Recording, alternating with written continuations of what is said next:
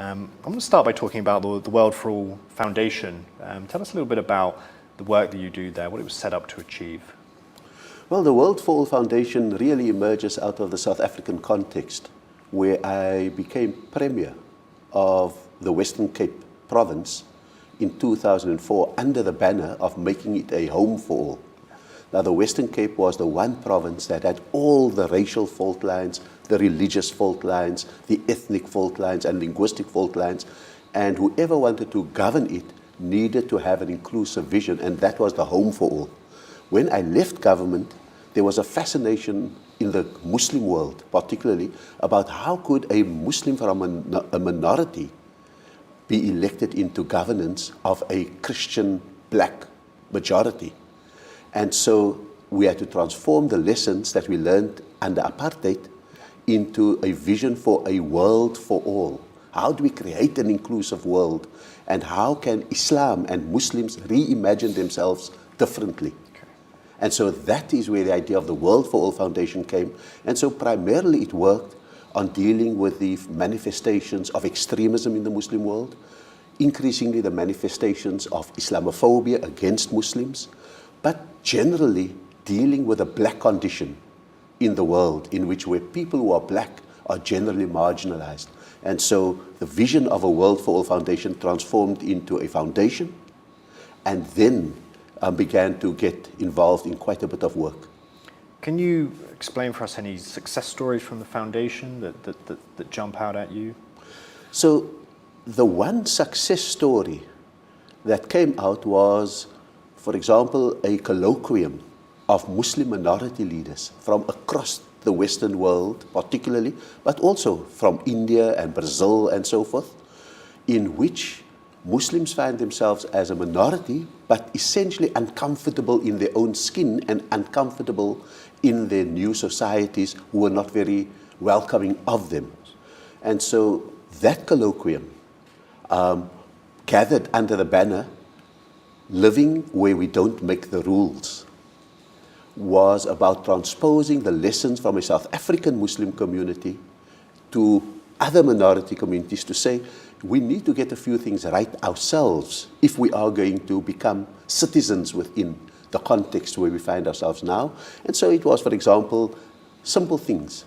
How to live with multiple identities and not just a Muslim identity. How to distinguish between being, for example, in our case, South African Muslims or being Muslims in South Africa. The one lays down roots, the other one passes through. How, for example, do we learn to adopt the minimum compliance that our religion requires of us, as opposed to demanding the maximum expression in dress, in food, and in prayer times, and all of those kind of things. So we were teaching those. So that was a major success in shifting, and my years in the USA helped a lot to deal with a Muslim community under siege, but not knowing how to respond. And so that was one. The other one, which was a pretty success, is, for example, the World for All Foundation was very active amongst many countries in the Middle East that was caught up in the Arab Spring. So it was about constitution writing. It was about living with human rights. It was about embracing freedom. It was about understanding the principle in Islam of consultation and democracy as a form of consultation, and trying to teach it. Some learned it, some did not. And unfortunately, some who didn't or were slow to learn it have since had the Arab Springs pushed back and a return to military rule. So how would you describe the experience as a Muslim living in South Africa today in 2022? I think South African Muslims would probably view themselves and be viewed by other Muslims, whether in majority or minority contexts, as probably the most free, the most fortunate, and the most rights-endowed Muslim community. My return to South Africa after the USA says something uncomfortable to me, that some Muslims in South Africa have taken the freedom of expression, the freedom of association so far that they suppress other freedoms that others may have. So it's taken too much advantage of the freedom. But the principle is that we are of the freest part of a global Muslim community.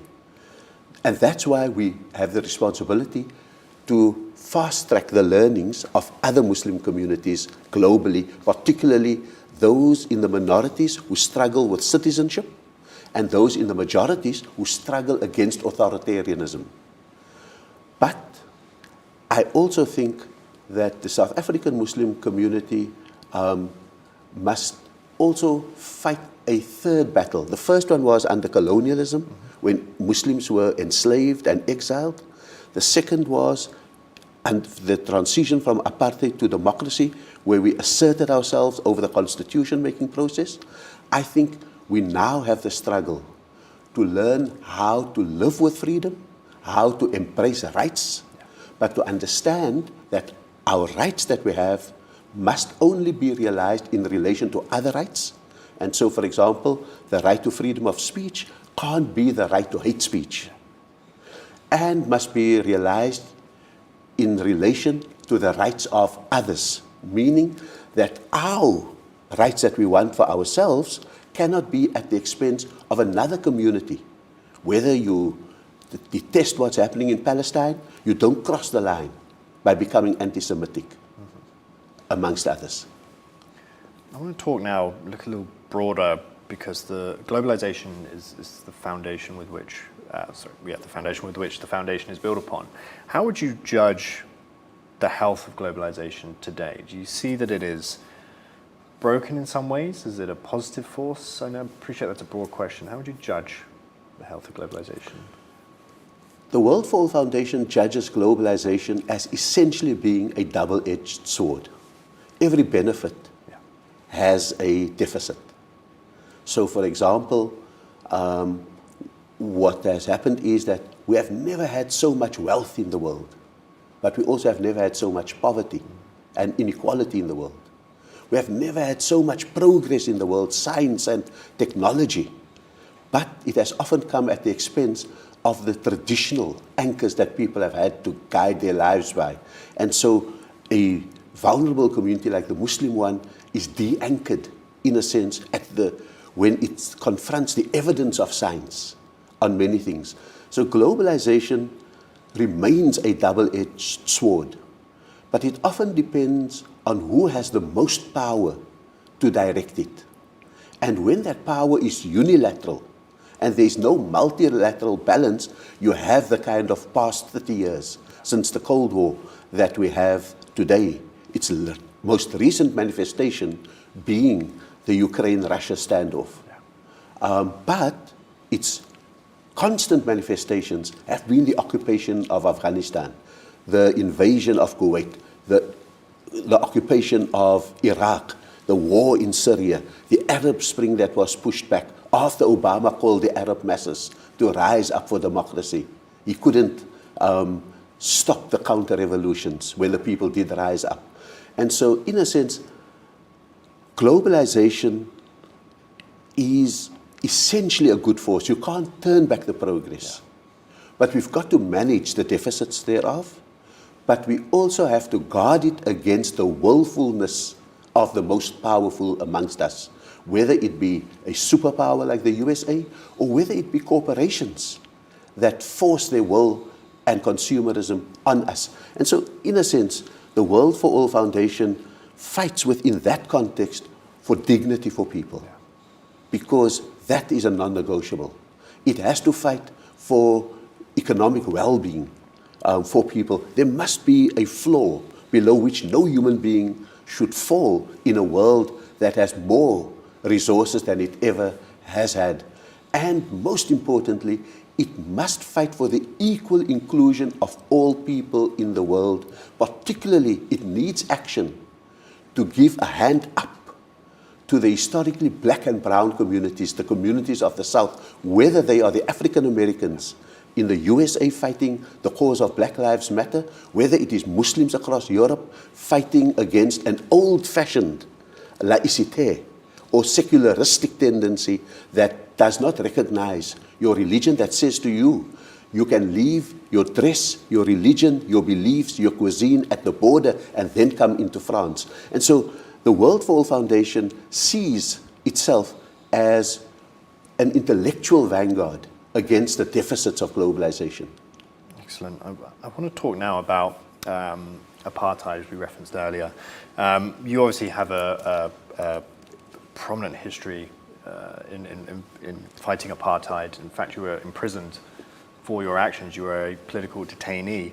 How are we still seeing the effects of apartheid in South Africa today? Apartheid was not simply a set of attitudes of superiority by white supremacists against black colonized. Apartheid was a scientific implementation and institutionalization of racism, and with it the attendant bigotries of, for a while, anti-Semitism, because it was also aligned with Hitler, Islamophobia, because it inherited and perpetuated a system in which Islam and Muslims were enslaved, and misogyny, because it was essentially anti-woman, even if you were Afrikaner and woman. And so we underestimate the degree of rootedness of an entrenched institutionalized racism in South Africa, and the methodology of the resolution of the apartheid problem through negotiated settlement meant that apartheid was always going to live beyond its formal death. And therefore, white ownership of the economy remains largely intact. White occupation of the land remains largely intact. White skills in the context of black de-skilling, deliberate de-skilling of blacks, would always mean that we would be dependent on white labor and white managerial expertise. And so the point that I'm making is that its persistence would be ensured. But we deliberately took a deposit, a down payment of the political ownership of the land as the precondition for further installments of the economic transfer of the land to South Africans. And for the first two generations of government, the first under Nelson Mandela, the second under Thabo Mbeki, we were quite on course, prizing white hands off the economy, white hands off the land, and so forth. And then a double whammy hit South Africa. The first one was the global recession of 2007, 2008 that created a global crisis of scarcity. The second one was we elected the worst president that South Africa needed at that time. And it was this president who set about a 9-year rapacity, the ability to rape the economy, to corrupt the state, and to enrich himself and his cronies, that then meant that, firstly, the progress to loosen the hands of the apartheid death grip on us, particularly our economy, was relaxed. And secondly, trust in the system, trust in the innate goodness of our post-apartheid leaders completely eroded and created an impunity to match the impunity of an incumbent president. And that really is now what has been matched by the triple to the double. Sure. The first one being the inheritance of apartheid, the second one being the effect of a corrupt president, and then we were hit by the third one, which was the COVID pandemic, which closed the factories, closed the mines, lost lots of jobs, etc., etc. So what we are sitting with now is how do we recover from a health pandemic, a corrupt epidemic, and a disease of recession. And that really is the challenge that we face in South Africa today. And so to end that segment, the scorecard on our progress from apartheid into 27 or so years after democracy has not been a very optimistic one. Well, let's close with a look at where the optimism exists today. The theme of Doha Forum this year is transforming for a new era. Where do you see the opportunities in South Africa for progress and growth as it emerges from a pandemic and looks to rebuild and reopen and return to some form of normality? Let me speak at the micro and the macro level, because South Africa would be micro and the global situation would be macro. In a very strange way, the rupture caused by COVID-19, immediately followed by the Russian attempted invasion of Ukraine, has created what I think in political language would be called an interregnum, a moment of pause and opportunity in the window of history.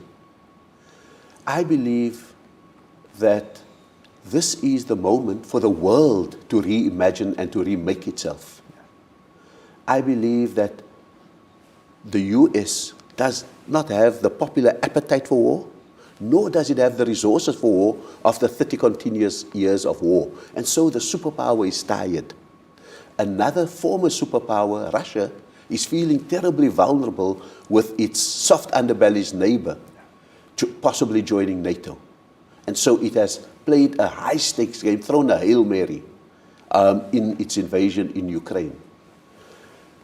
What that tells us is that here is an opportunity for the global South, for the African, Asian, and Latin American nations to rethink their role, to usher in not only a new multilateralism, but new alliances that could create that multilateralism in the world today, to think through a new security architecture, an architecture that isn't dependent on you have a bomb, I have a bomb, but an architecture that is fundamentally founded on the respect for human life, and to say we will not have that.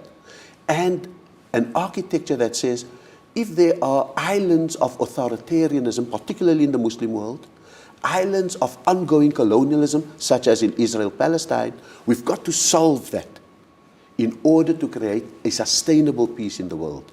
And more importantly, that peace as the foundation for prosperity and equality, greater economic equality in the world. South Africa will only find its niche in the world if the world reimagines itself in that particular way. Because we cannot be at the hind feeding place of globalization. We've got to find our space at the front end of it as well. Excellent. Mr. Rasool, thank you so much for your time and insight today. Really appreciate it. Thank you very much, Nick.